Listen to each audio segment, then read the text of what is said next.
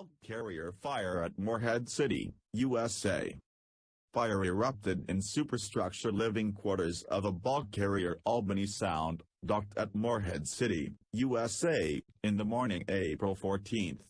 Morehead City Fire Department responded to emergency, assisted by Beaufort Fire Department, Atlantic Beach EMS, Newport EMS, and Beaufort EMS. By 1,430 LT fire was under control, firefighters left the ship. Reportedly, fire damages mostly were confined to crew cabins. Albany Sound arrived at Morehead on April 13. Bulk carrier Albany Sound, IMO 9,260,859, DWT 28,379, built 2002, flag HK, manager Pacific Basin Shipping, HK, EQUASIS.